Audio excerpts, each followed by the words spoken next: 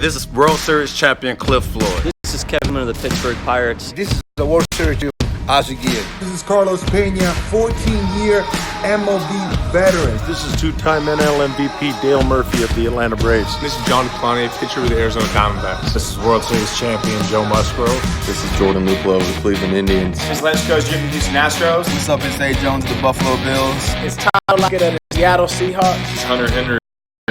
This is Jose Canseco. And when I'm not on the field catching bombs from Russell Wilson. When I'm not on the field bombs. When I'm not on the field catching bombs. When I'm not on the field hitting bombs.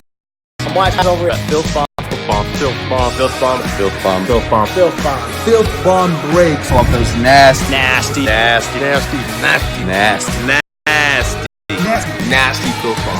know a thing or two about hitting some bombs. But nothing quite like hitting a filth bomb with my guys over at FIlthbomb Breaks. Mike Trout 101 auto. MVP breakers, MVP prices. Keep those FIlthbombs coming. I'll keep those World Series coming. Thanks for making baseball cards fun again. Baseball cards fun again, guys. Go Bucks. Thanks for making collecting cards fun again for the kids and for all of us old-timers as well. A way to make baseball cards fun again, guys. Keep pulling those nasty filth bombs. And pull me a Jose Canseco Superfractor. And hit me a Lance Coach Superfractor. Go Astros. Please pull me a DuPont Superfractor. How about you go pull me a Jordan Luplow Superfractor?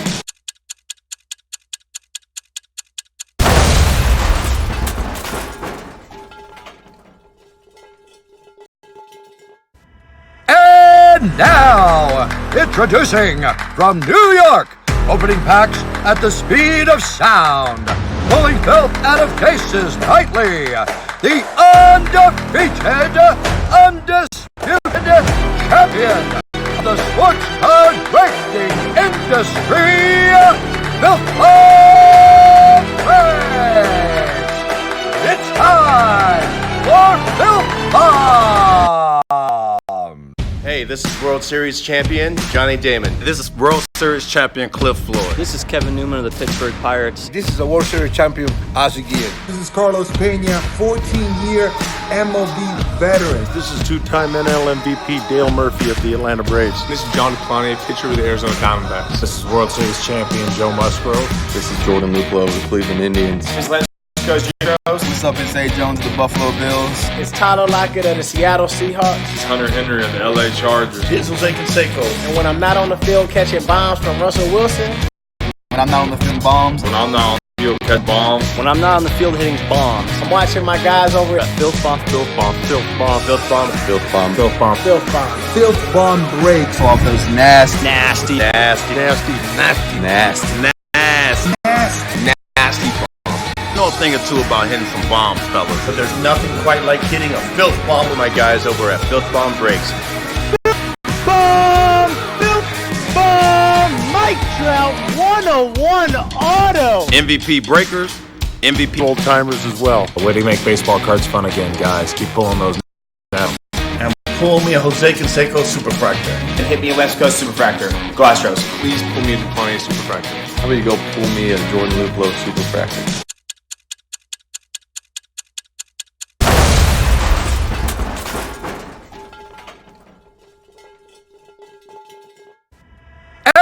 And now, introducing from New York, opening packs at the speed of sound, pulling filth out of cases nightly, the undefeated, undisputed champion of the sports card breaking industry, FIlthbomb Breaks. It's time for FIlthbomb.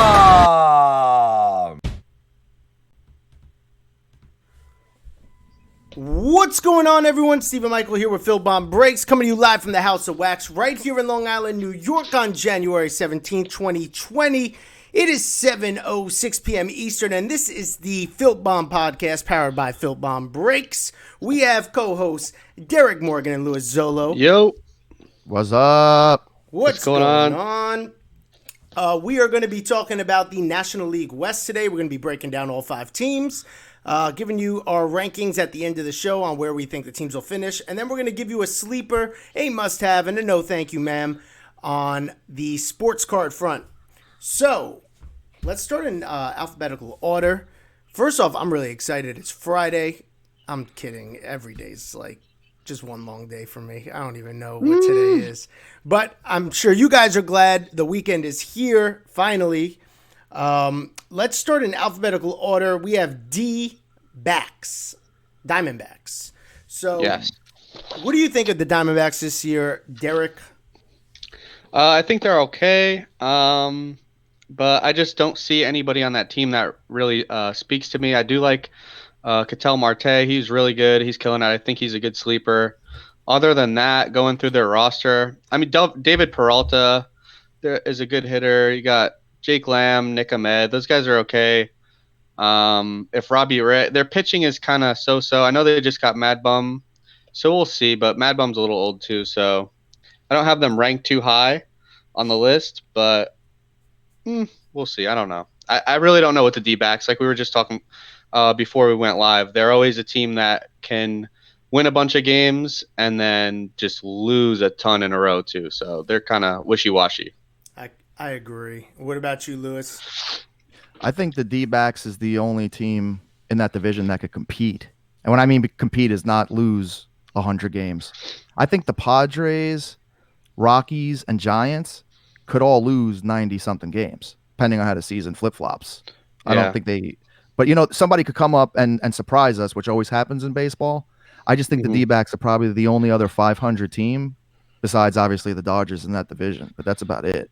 I like Eduardo Escobar. He was nasty last year also. He had crazy stats. Solid year. Marte, I think, is obviously probably the best one. And then would they get Mad Bum? But to me, I feel like Mad Bum is like Sabathia. He flamed out a little bit. Yeah, I mean, at number one, I don't really see him carrying on that back like he did the Giants. But no, I mean, I like them. I like them better than the other crew. I'll tell you what, bottom line, this is my least favorite division in baseball, top to bottom. I don't love it. Yeah. It's very unexciting, to say the least. So the D-backs, to me, I like Marte. I think he's their top talent. David Peralta, he's always just been a solid guy. Yeah, that dude you could hits. plug him in. You could put him on any team. I think he'd just be a good glue guy. Eduardo Escobar, he had a solid year last year. He's 30. So as far as investment purposes goes, you want no part of him. But, he did have a superstar year last year. Then things start getting dicey. You have Christian Walker. You have newly signed Cole Calhoun, who, he is what he is at this point. We have a big enough sample size to know Calhoun. Nick Ahmed, Jake Lamb, Carson Kelly. These are just guys. I think that lineup 1 to 10 is like a 4. Let's throw some Seth Beer in there, though, if that guy comes up. Yeah, but just you right never now, looking at opening day rosters, that lineup to me is super weak sauce. Then you go to the pitching staff. You have Mad Bum, who at this point I think is a name. You have Mike Leake, who is Jekyll and Hyde. You don't know what you're getting with Mike Leake from start to start. Robbie Ray, he's a strikeout pitcher, but again, you don't know what you're getting from him from start to start. And then you got Merrill Kelly, who's bags of trash. You got Luke Weaver, who is Luke Weaver. He's another name, just not even a good name. And then Zach Gallen, who I think he has some upside. They have him penciled in as a 6th starter. He's on the fringe right now. Zach Gallen, he was on the Marlins, I believe. He's got some pretty good stuff, Zach Gallen. But as a whole, that team is no thank you. I don't think there's just no power in there either. Like, I don't see any power. Walker's the power. Calhoun's got power. Escobar's got, but they're all just like guys, right? Like the thing that you have to be worried about with that team is if they're all clicking at the same time, they're hitters. Yeah, they're hitters. Trash bags. Now, from a standpoint for sports cards, sleeper, I would invest a little bit in Ketel Marte. I wouldn't go too hard on him. He's just too unproven. He's still young. I believe he's 25 years old. So you could dabble a little bit with Ketel. But anybody else on that team, no thank you. There's no must-haves. There's nobody that I'm looking to, pursue. The D-backs are just the D-backs. They're too many pieces away from competing, in my opinion. Too many pieces. Their pitching staff is, I guess, when you compare them to every other pitching staff, pitching's not very easy to come across in baseball as a whole. So I guess you could say they're average to above average, but they're just missing way too many pieces on that team right now to compete. Let's move on now to the Dodgers. The Dodgers are the Dodgers, bro. I think that they're so good because a lot of the other teams are so bad in the division. I mean, look at the other teams compared to them. If you look at their lineup top to bottom, their bullpen, even you know what I'm saying? They just crush everybody. They're the Yankees when the Yankees had the Rays and the Orioles in the division when they were not trash. Good. And even the Jays when they were bad too. Yeah, so that's what they're feasting on. They have a lock every year to get the division. But let's start with their batters. What do you think of the batters, Lewis? Their batters are tough. Before we were even on air, we were talking about Max Muncy. And I like that guy too. Yeah, he has, what do you have, 35 homers, 2 years, right? Back to back. Back to back, 35 home run years. I was telling Steven, it seems like every time the sample size is there saying that he's good, I still don't want to believe it because I'm like, who's Max Muncy? And then I always watch a game, and it always seems like he's coming up with some big hit. It's like he rubs it in my face saying, I am good, because I never think that he is. But he keeps performing, the guy. Maybe he is good. I mean, I'm the type of person, I'll admit when I'm wrong. And last year, I invested heavily into Edwin Rios. And I'm not saying I'm wrong on Edwin Rios, the prospect of the Dodgers, but I'm wrong on the reason why I invested on him so heavily. It's because I had no faith in Bellinger. So I did not see that MVP season coming with Bellinger. Oh, my God. No, I don't think anybody did after that sophomore slump, man. And no one was looking at him. I was like, listen, his two biggest competitors are Bellinger and Max Muncy. I was like, Muncy's at the very least, he's not keeping that job. I was wrong. I think Muncy, as much as I still don't think he's a great player, the numbers don't lie. His OPS has been pretty solid the past 2 seasons. He's back-to-back identical 35 home run seasons. So at some point, you have to be like, all right. I mean, this season I think will make or break Muncy. You're going to see, if he puts up another 30-plus home run season, he is what he is at that point. He's a solid player. Or if he craps the bed, then we have another conversation. What else do you think, as far as outside of the guys like Bellinger, Muncy, what do you think of their other batters? I'm not sold on Will Smith. I don't know if everybody else is. Again, I don't like catchers that are early in their career. I just don't trust I don't. I said stay away from him too. I saw Will Smith live, right? I was at Dodger Stadium earlier this year. It was one of the first games he got the call up for. And he came, my man was raking. I saw him in person. He's a little dude. He's not big, but he handled the bat. He was facing Syndergaard. He was able to handle the bat. So to me, he passed the eye test. I can't go too deep into his numbers. I wouldn't be able to speak into those too much. But as far as the eye test, seeing him just in person and watching him play, he had a little bit of baseball swagger that you look for in those guys. Moving on to their lineup, though, I think Peterson's overrated. He's a leadoff hitter.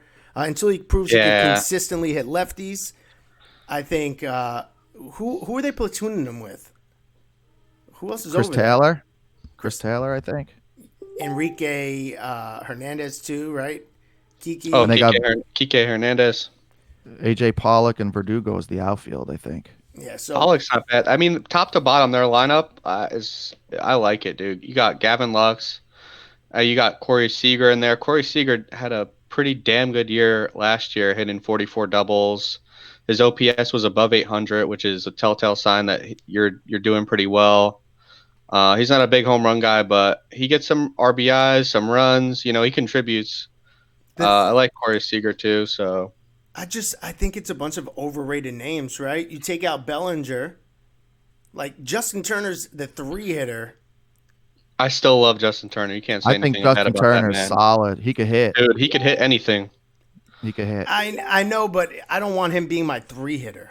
I don't want him like Justin Turner. I think is a great player.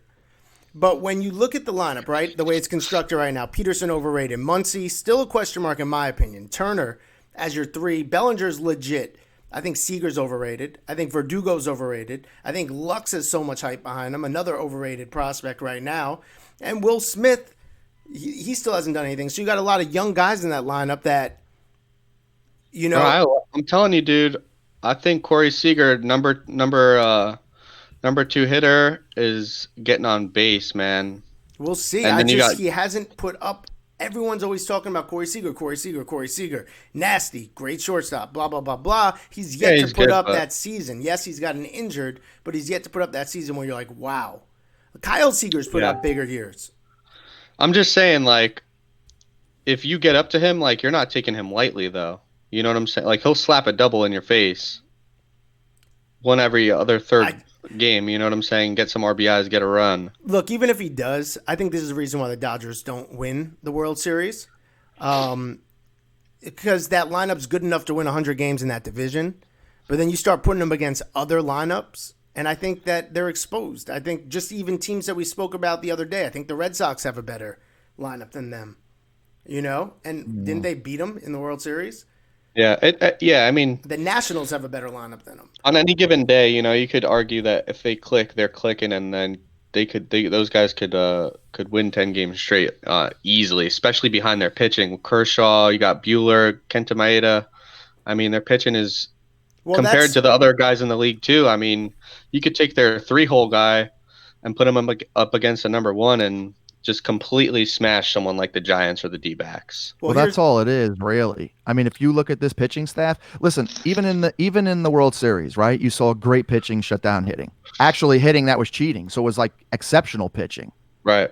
You know, so and the Dodgers got top to bottom pitchers like this. I mean, look at this. What do they got? They got Kershaw, Buehler, Maeda, Urias, Stripling, Wood, May. And they just had Ryu too last year too. I know they don't have him, but last year, I mean. And then they picked up Blake Treinen, right, from the A's, who was unhittable as their closer, as the setup guy. I mean, really, this lineup might not be the best, but they could score a couple of runs, and that pitching staff isn't going to give up a couple of runs. And then to top it off, that division stinks. So you're looking at what? 60 wins just in your division almost. Well, that's you got to look at like Max Muncy, Bellinger, and Jock Peterson. Those guys are hitting homers, so I mean they have some power guys on the team.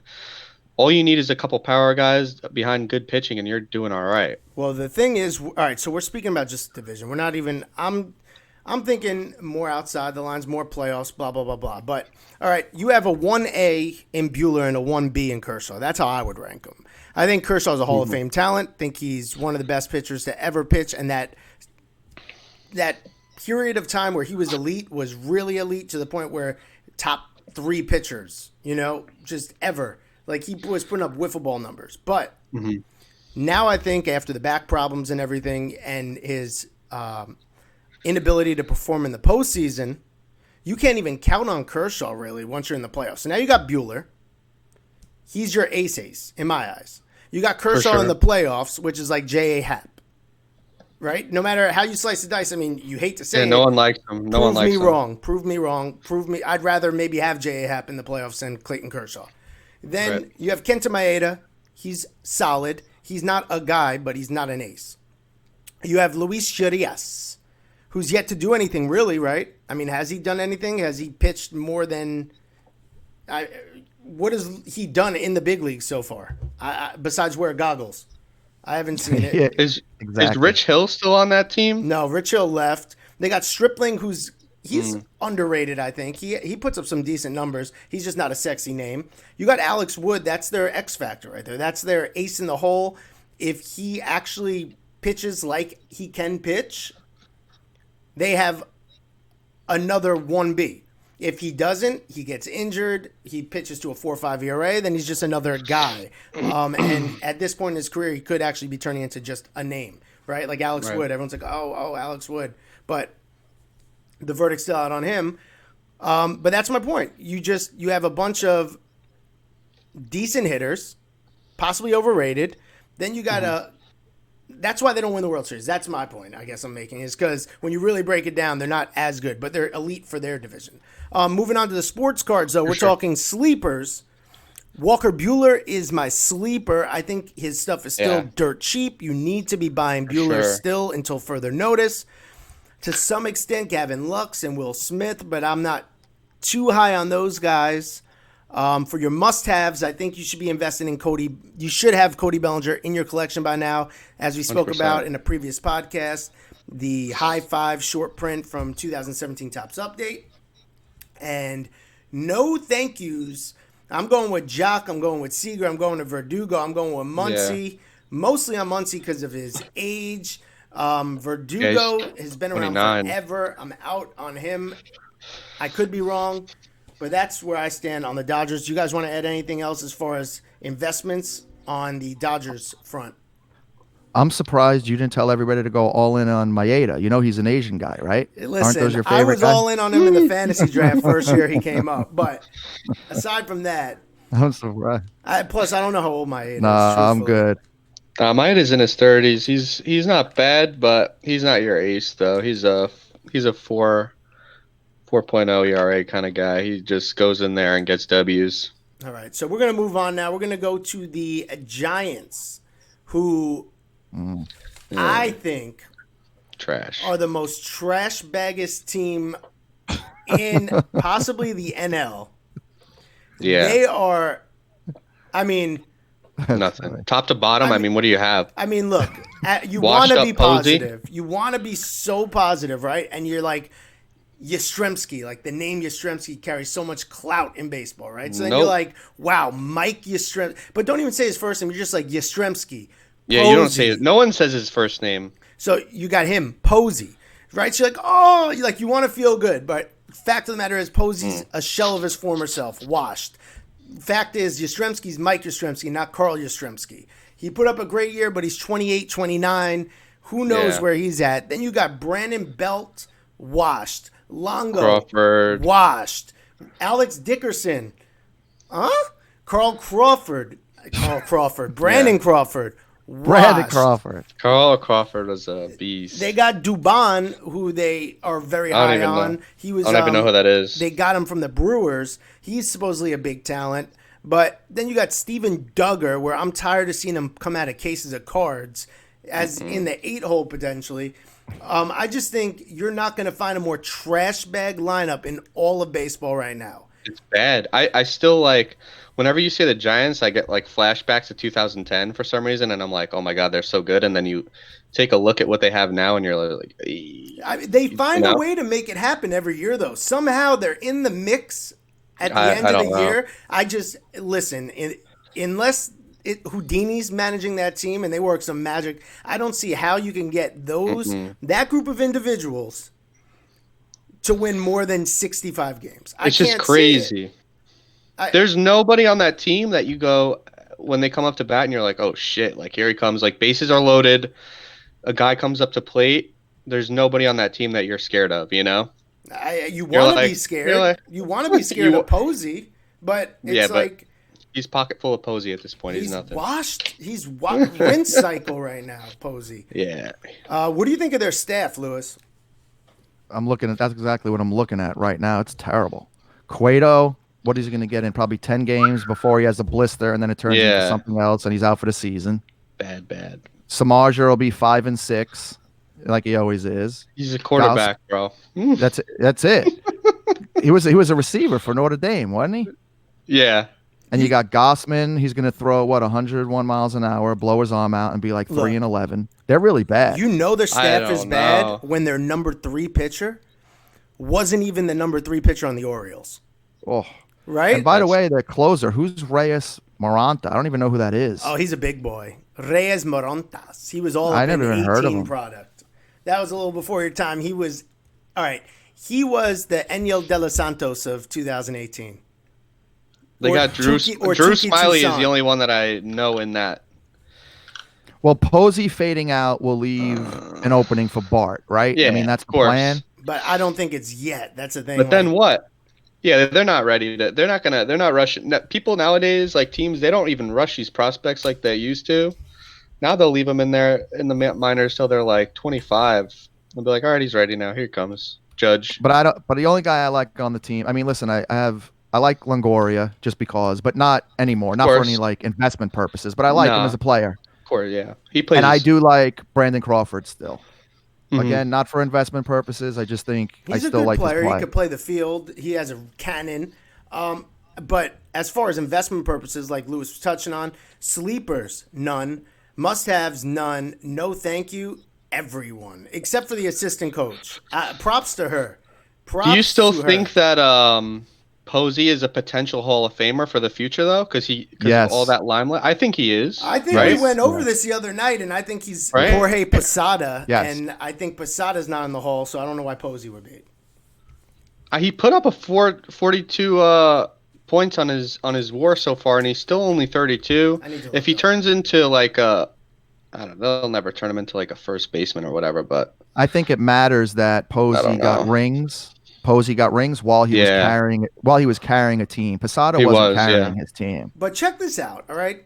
For argument's lifetime sake. batting average right now is over 300 too. So he's all right. Like last year he fell off though. I mean, like he totally fell off. Like his OPS was 688. I mean, that's gonna happen, right? That's gonna happen. What is his lifetime home runs? 140. All right, so check this out. Posada's not in the Hall of Fame. Posada has 4 World Series rings. Okay. Posada has 5 Silver Sluggers, 5-time All-Star, 275 home runs. He has a lifetime 848 OPS, lifetime batting average 273. He's not sniffing the Hall. I don't see why Posey gets anywhere near there then. He has double his rings. He has more home runs by almost double. Yeah. So you have 30 points batting average on a guy, and now you're a Hall of Famer? Jorge's like a veteran Hall of Famer. He gets in on Veterans League. Like when I think of also like the only thing that he has on him is that MVP and Rookie of the Year, though. Look, this is what I say. This is what I say all the time. Posada is ugly as hell. That's why he wasn't marketable. Posey's All-American white boy, and I hate to say it, All-American white dudes sell. And they get the nod over Jorge No Chin Posada. That's the only thing that's the only reason Posada is not being spoken about like Posey, in my opinion. But what do I know? All right. So I got to say one comment that just hit me. Like, we're probably going to get backlash on this, and maybe I don't know what I'm talking about. Just looking at Yastrzemski's name, right? And we always like try to compare them to who their grandfather or their father was. I don't think Carl Yastrzemski was very good. I think it was totally overrated. You might get got on that. I think totally overrated. I don't think he's one of the best. I think Jim Rice and that crew was better. I don't think he was the best one. But I think Jim Rice was way better. Than look at his back to my point. Though, back to my point. Marketable. He had longevity white dude, too. Marketable. That's white why. Dude. Yastrzemski was there for how long? Like 20 years. But he got 1,800 RBIs. Oof. Yeah, in 20 years. Yeah. But I mean, let's break it down to like, let's say he retired at 40, he'd still have 1,600 ribbies. I mean, that's hard. All right, check this out. And he started at 21. He has an MVP, so you can't take that away from him. Dude hit 44 Are homers. we talking about Posey? No, Yastrzemski. In that MVP year, he put up 44 homers with a 326 batting average when nobody was hitting 44 home runs. Like in 67, how many people were hitting 44 homers? Not too many. Yeah, nobody. Let me ask you a question. He was in his outfield was him, Rice, and Fred Lynn, right? Mm-hmm. I believe that's so. a sick outfield. Fred Lynn was... He's the worst of the three. Well, honestly, his outfield might have consisted of Jacoby Ellsbury too. He was around forever. Look at his hitting though. I mean, he's batting 326, OBP 418, slugging 622, and then his OPS is 1.04. I mean, listen, I wasn't around for that. I can't really speak on that matter as well as somebody that was maybe watching him and saw what he meant to the team. However, I would, after looking at the stats quickly, tend to agree. Like, he doesn't have 500 home runs. He doesn't have a 300 batting average. He doesn't have a World Series title. I mean, before looking at those numbers, I never did look up Yastrzemski's numbers. I would say he's possibly overrated. And I think if Harold Baines is in the Hall, he's definitely a Hall of Famer. But Yeah, that's terrible. But I thought he was a lot better than that. Personally. That's what I'm saying. All right, let's move on to the Padres. So we're all in agreement the Giants are winning the NL West, by the way. So we're all in agreement on that. So let's go on to the Padres. I'm going to start it off here. I think that they have one of the best 1 through 4s in baseball. I personally do think that. I think Tatis is the real deal. I think Tommy Pham is one of the most non-spoken about players in baseball. I think Machado is super underrated. And I think Eric Hosmer balls out. He just balls. He's not a super duper duper star, but he's somebody you plug in, year out, he performs. He gets the job done. You don't have to worry about production from that spot. Moving past them, you have Trent Grisham. He was doing all right this past year. He had a postseason of forget with that error. But then you move to 6th spot. You potentially have Mejia, who's never really gotten an opportunity to shine. If he gets his opportunity this year, he may be what everyone was talking about. Then you got Franchy Cordero. He's a guy. But then at your 8 hole, you got Jurickson Profar, right? So that's not a scrub, though. That's not. He's better than ever. He's. Let's put it this way. He may be a top 5 number 8 hitter in the league.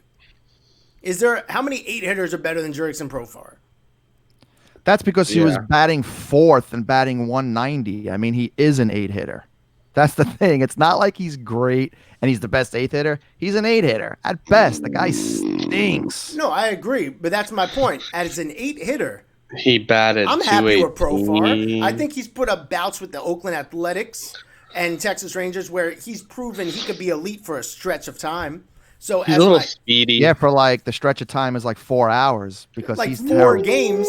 But you know what? He's pretty bad. But I can't stand him. Listen, would you rather have him or Franchy Cordero as your 8 hitter?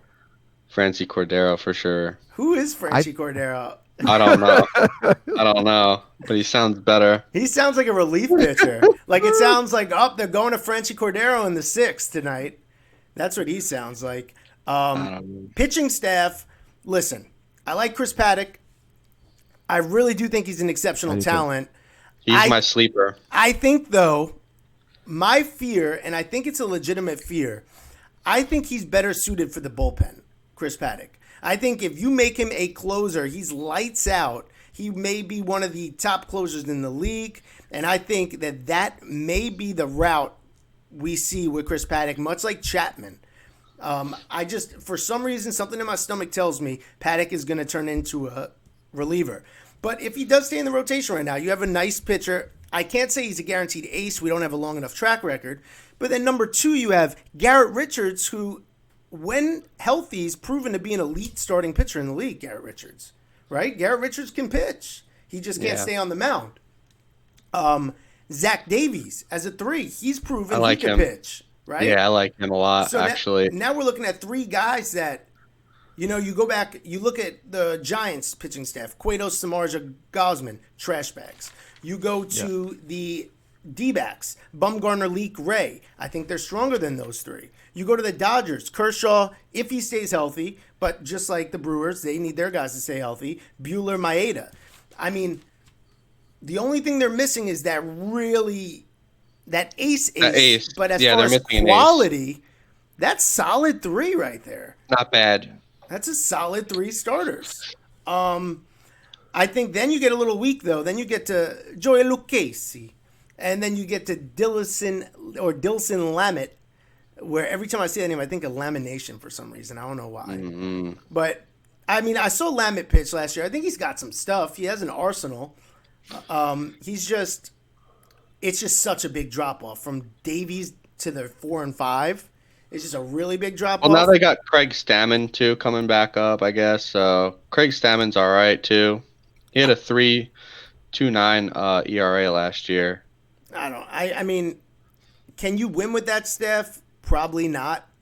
But you're not going to win a World Series, but you're going to win some games. Yes. I mean, with that lineup, I think that lineup's sexy. To me, that lineup is sexy, especially if they find somebody in the minors to come up and replace their relief pitcher, Franchy Cordero.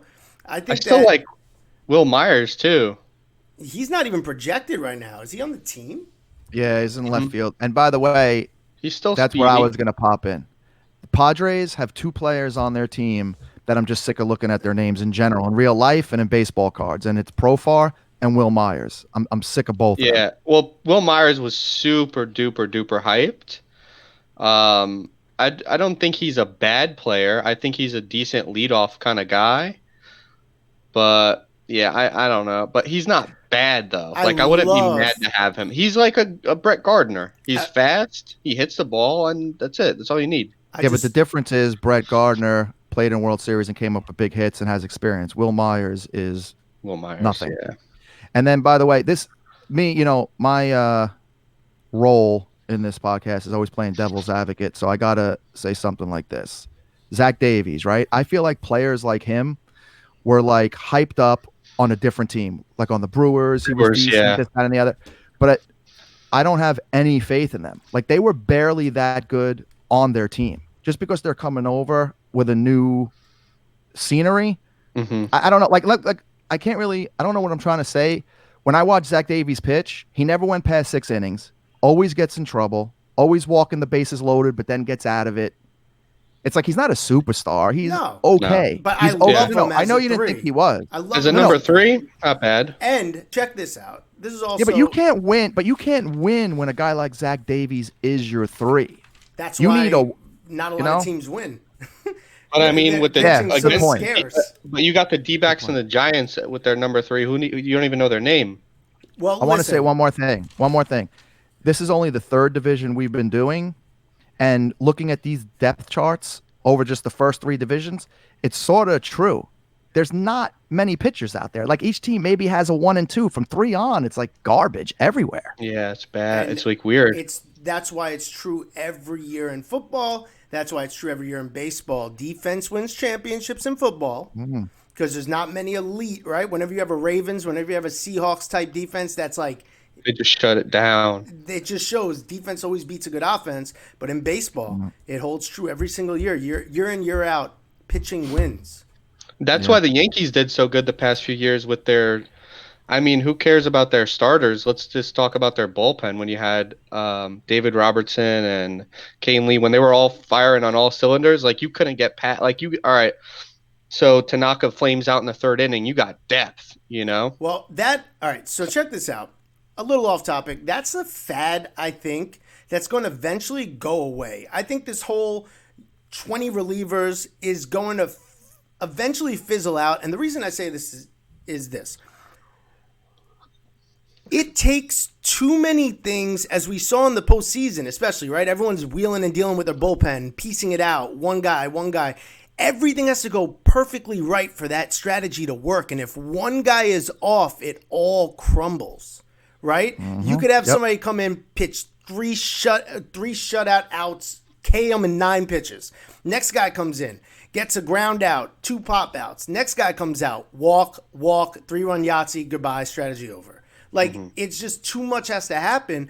You need to go back to the time where your starters are really mattering. The teams that win have starters. Go back to the Giants. They won because starting pitching, right? Mad Bum, Lincecum. Like, they had guys that they were winning untouchable games. at that point. They were untouchable. You look at the Nationals when they won this past year. I kept saying, please, I had the Astros win the World Series. Please take these guys out. Get to their bullpen, please. And they just kept going. Corbin kept pitching. Strasburg kept pitching. They're scary. Their pitching is scary for sure. You got to get – I think eventually this is going to just get away from the bullpen game. I think the reason why the Rays are so successful with it is because they have elite starting and they have guys in the bullpen that could go 2-3 innings if they have to, like Ryan Yarbrough. So it'll work in that situation. But I think with these guys, like when you have Canely, you have Ottavino, you have at the time Betances, you have Chapman, there's just too many guys that one guy could be off and the whole thing goes down. So that's also right now pitching staffs are pretty much designed for the starters to get 5 innings, maybe 6, and then bullpen rest of the way, right? But now, isn't that new rule implemented yet? With they got to come in and pitch a certain amount of batters. They can't do righty lefty matchups one batter at a time anymore. Isn't that done? Was that implemented? I thought think it it was was. that if you bring in a pitcher, he has to pitch at least one batter. Well, I every think that pitcher has was to it. pitch one batter. What do you mean? Because if you like some teams were putting in pitchers and then the batter, they would take the batter out and putting in The pitcher's going to the other face batter. at least 3 hitters or pitch at to least the 3? end of a half inning before a pitching Right. change could be made. Oh. Right. That changes all the dynamic now. I don't like that though, because that's the whole strategy of the game is to pitch lefty versus righty, righty versus lefty. No, I like that. I don't like that. I don't like hate that. pitching changes. It's gonna That's you're gonna have to brutal. force. It's brutal but that's like a part of the strategy. That's like chess Listen, right there. Do I you like think they that. took Bob Gibson out to bring a lefty in to face like a lefty? Like, you got to get these starters and let them rock. Justin Verlander, they let him rock. Garrett Cole, they let him rock. You know what I mean? The greats got stronger as the game went on. And they still the do. greats got stronger and better. These guys, they take them out. They're not prepared to throw a 7th inning. After 100 pitches, I don't know if their arm's ready to throw 100 in first pitch because they're so used to throwing 100. And I really so don't weird think there how were that is, and then numbers you to look at- support and the I don't- injuries. Like, people are taking these batters out saying, oh, we got to keep their innings low, injury. I don't think that's true, man. I really don't think there's enough evidence to support that you limiting to 100 pitches. Like, no, back in the day, nobody was getting injured, and they were throwing like 140 pitches. You know what? Someone brought it up too. Is they said that the pitchers are working out too much nowadays. Like in the gym, they're going way too hard. I think the velocity's up, and they're just yeah. and they're getting they're just stressing themselves way too much. No, that could. I think that has to be true to a certain extent because you got to look at guys like I think Luke Voigt was just like going way too hard in the gym. I could always use Yankees because I have their news feeds on my phone all the time, but like to the gym pulling a muscle, then he's out for 3 games or something. You know what I'm saying? It's like ridiculous at that point. All right, well, let's get back on track real quick. We're on the Padres. Let's go to the investment part. Sleeper, Manny Machado. You could get his rookie card, PSA 10, for under $20. No one's talking about him. I talk about him all the time, though. I think he's one of the only players in the major leagues right now, besides Mike Trout, or besides somebody that's sitting on 450 home runs, which I don't even think there is anyone, that has a shot at 500 home runs. He is 27 years old, has over 200 home runs. Go find someone else that's sitting like that. I bet you if you think you know, you don't, because the person you're thinking about isn't there. For must-haves, I think you must have some Tatis. And his defense is still sick, too. Oh, yeah. His defense is definitely sick. Must have Fernando Tatis. I do think that although some people have him as a sleeper, he's too expensive right now to be considered a sleeper. His stuff's pretty much near its ceiling, but I think you should have some Tatis in the collection. I think it's a safe play. For being that he's a second-year player, I think it's still safe. I like the skill set Tatis possesses. And then for no thank you, although I like him in real life, Tommy Pham, no thank you. And then I wouldn't be investing too heavily in Chris Paddock just because if he does get moved to the bullpen, any potential value is going to take it's going to take a major hit. So I'd be careful. I like Paddock in real life. I like Tommy Pham in real life. I wouldn't necessarily bring him into my portfolio, though, so to speak. And we didn't get to talk about Kirby Yates at all, too. That guy is phenomenal. He is, but that guy is the best closer in the league, almost, I think, if anything. I mean, I don't think they're going to be two. I mean, number one in the division. I think the Dodgers just have too much. But I think they can make a run at the wild card. And let's move on, though. We're running out of time. Colorado Rockies. Derek, what do you think of the batters? I like the bats on the Rockies. I guess we'll see what happens to Arenado, but I still love Trevor Story. Blackman's always pretty solid. I think he did fall off a little last year, but he's always a solid hitter up in that lineup. Again, who knows what's going to happen with Arenado. I still like David Dahl. He did he had a pretty good year. I think one of his years was pretty good, but then for the rest, I'm not sure. Their pitching is pretty good. Herman Marquez and Kyle Freeland, I do like. Wade Davis is kind of out of it now. I don't know. He's always blowing games. That guy. John Gray is wishy washy, and then we have Brendan Rodgers too. I like Brendan Rodgers as well. Yeah, he's just injury prone. Lewis, what do you think of Colorado? I think Trevor Story needs to get ready to be the face of the franchise because Arenado's out of there. And when he is, they're in trouble. They got Daniel Murphy. You know, I know firsthand what he could do, and I'm past this hot streak, so I'm not sold anymore on him.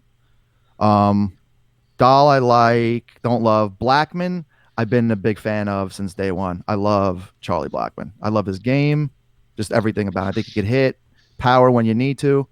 Then when you go to the pitching, I'm not a believer. Herman Marquez, I know he was their number one, but I think, again, I don't know stats off the top of my head. I'm thinking it was like 12 or 13 wins, but he had like a 4.8 ERA as a number one. I don't like that. John Gray is always hit or miss, always. Mm-hmm. And Freeland, I remember last year before. Lewis got that Comcast going on right now. All right, we're gonna let Lewis stay for a second. So so check this out, guys. I've said it once, I'll say it again. I've said it before. If healthy, everyone's at their peak, right? Everyone's just healthy. I think they have, from 1 to 5, the best lineup in baseball. And now everyone's going to be like, oh my God, what are you talking about? That's crazy. How are you going to say that? Listen, Trevor Story mashes. He's an all-star. David Dahl is an exceptional talent. The skill set he possesses is elite. He's just hurt every year, but my man can hit. My man can hit, and he can run, and I like David Dahl. Arenado is Arenado. He's an MVP. He's legitimate. I love Arenado. Blackman, although I wouldn't be looking to invest in Charlie Blackman, I think his skill set that he possesses, he started a little too late, but he is another MVP caliber type player. And then Daniel Murphy, who now has been hurt of late, is a pure hitter. That guy can simply rake. You would be hard up to find 5 better batters where they fit in that lineup, right? Like Story as a leadoff, Dahl as a 2, Arenado as a 3, Blackman as a 4, Murphy as a 5. Like when constructing a lineup and configuring a lineup, I feel like that is like the exact lineup you want, 1 to 5, right? It's a good lineup, yeah, for sure. And a lot of people still overlook David Dahl. I know he was a top prospect, and he was a big name for a long time. But last year, he kind of showed everybody that he's still here. He could play as long as he stays healthy. Batted over 300. He's still a good hitter. I love Trevor Story. I love that guy. He's always been overshadowed, I think, just because of Arenado and Blackman and because of their huge years that they always put up. But Trevor Story is definitely elite. But when you're configuring a lineup, right? Wouldn't you just, even if you didn't have names, right? Say we weren't looking at names. You'd say, hey, check this out. My 3 and 4 batters, even my 5 batters, I want people that could hit for power and average, right? Because that's what leads to RBIs. Mm-hmm. Arenado, Blackman, Daniel Murphy. Yeah, you can't beat it. Like, isn't that just beautiful? Then when you're saying, oh, for the top of the lineup, I want somebody that could run and still has a little pop. Hey, Trevor Story, David Dahl. Yeah, like, that's the best. That's like the 1-2 punch combo, and then you just haymaker. You know what I'm saying? Like, not saying this is who they are, but like this is like the Cardinals, right? Like Arenado, Matt Holliday. Daniel Murphy's just a pure hitter too. Like that guy against lefties is just raking all day. And then, I mean, it gets weak from there. They have Ryan McMahon. He's all right at the 6. They got Sam Hilliard, who's penciled in according to RotoChamp as a 7. He's one of their top prospects. He's a big hitter. And then, obviously, your 8 hitter is not going to be anything special. Tony Walters. But, so going to the pitching staff, though, for Colorado, let's say this. John Gray, he's decent. You have Herman Marquez. So now, I personally don't like him, but whenever a batter, hold on, let's bring Lewis back. Hey, he's back. The hell happened to me? I don't. Cricket Mobile got you. It was a Florida storm. It really was, by the way. That's exactly what happened. There was a big pop. All of a sudden, I was talking to myself. I'm like, what's going on? So we were just talking about German Marquez, right? As the 2. I'll say this. I forget what batter said it. I'd have to go back and look. But it was a very good Major League batter. They were talking about German Marquez. I heard it on the radio. And they were saying he has elite stuff. And if there was one person I wouldn't want to face, it's German Marquez. So whenever I hear a Major League batter say something like that, you got to kind of take that serious, right? Because this is somebody, I forget who it was. It wasn't Pujols. It was somebody like of that caliber, though. When somebody says that, like these are guys that play baseball every single day for a living. When somebody says one person I don't want to face is German Marquez, you got to kind of take that guy serious. It was probably Jerickson Profar that said it. It was Trent Grisham. It was like, I don't want to. Yeah, he said no, thank you.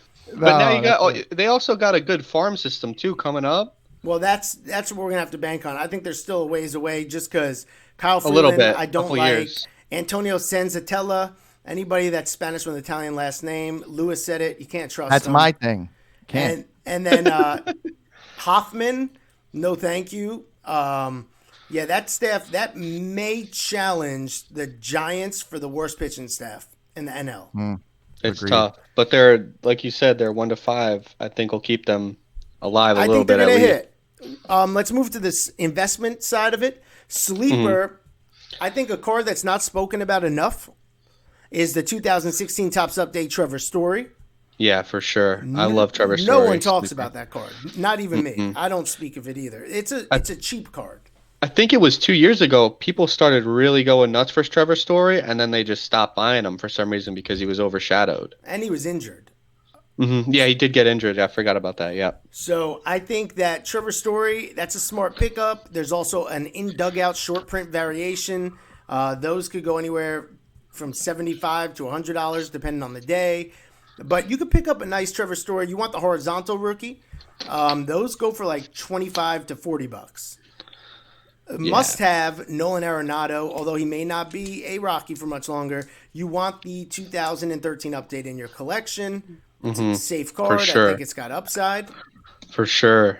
100%. And then no thank you to anyone else, including Charlie Blackmon, from an investment standpoint. He's too old. Stats aren't enough right now. There's not enough that he could do in the next 5 years to make him Hall of Fame worthy. I think he's a superstar talent. I think even MVP type talent. But I don't think that you should be looking to invest in Charlie Blackmon.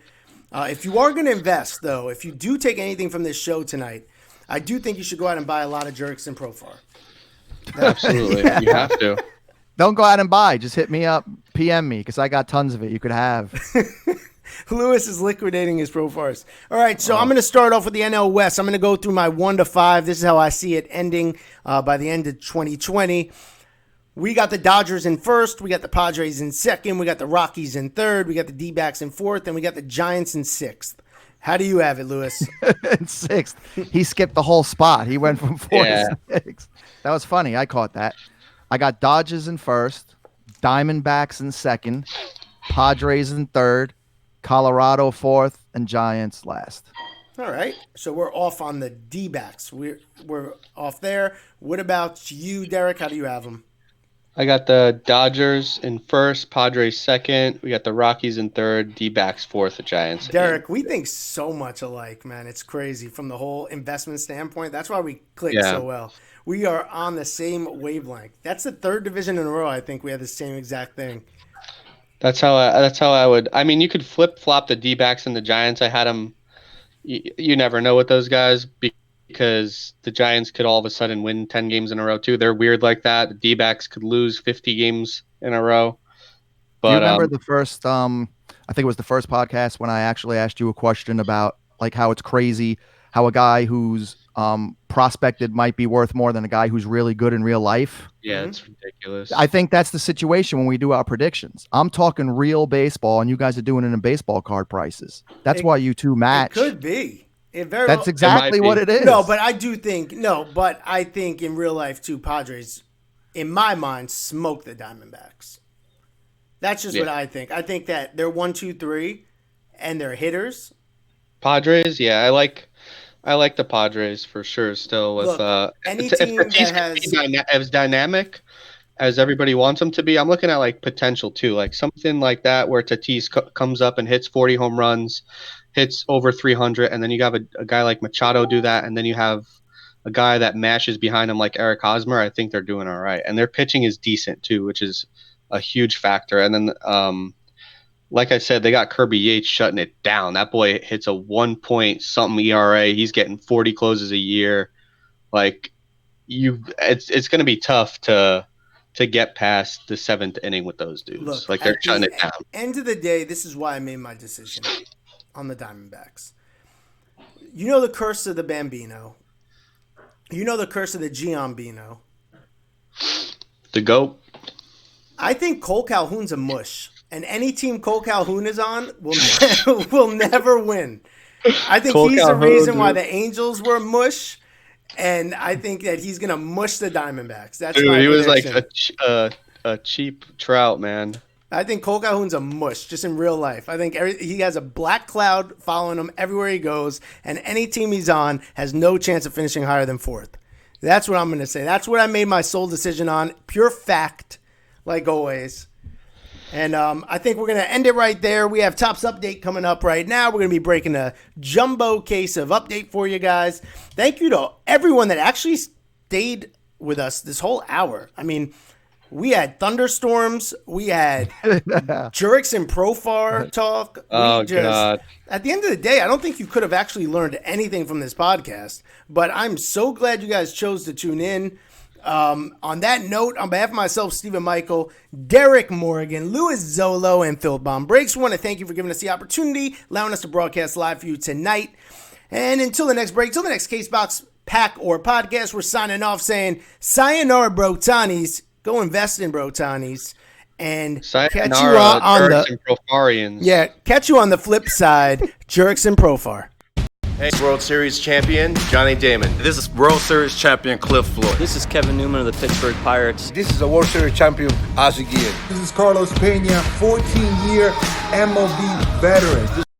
Time NL MVP Dale Murphy of the Atlanta Braves. This is John Clowney, pitcher with the Arizona Diamondbacks. This is World Series champion Joe Musgrove. This is Jordan Luplow of the Cleveland Indians. This is West Coast Jim, Houston Astros. What's up, it's A. Jones of the Buffalo Bills. It's Tyler Lockett of the Seattle Seahawks. This is Hunter Henry of the LA Chargers. This is Jose Canseco. And when I'm not on the field catching bombs from Russell Wilson. When I'm not on the field catching bombs. When I'm not on the field catching bombs. When I'm not on the field hitting bombs. I'm watching my guys over at FIlthbomb. FIlthbomb break. Those nasty FIlthbomb. I know a thing or two about hitting some bombs, fellas. But there's nothing quite like hitting a filth bomb with my guys over at FIlthbomb Breaks. FIlthbomb! Mike Trout 101 auto! MVP breakers, MVP prices. Keep those Filth Bombs coming, and I'll keep those World Series coming. Thanks for making baseball cards fun again. Thanks for making baseball cards fun again, guys. Go Bucks. Thanks for making collecting cards fun again for the kids and for all of us old timers as well. The way to make baseball cards fun again, guys. Keep pulling those nasty filth bombs. And pull me a Jose Canseco Superfractor. And hit me a West Coast Superfractor. Go Astros. Please pull me a DuPont Superfractor. How about you go pull me a Jordan Luplow Superfractor?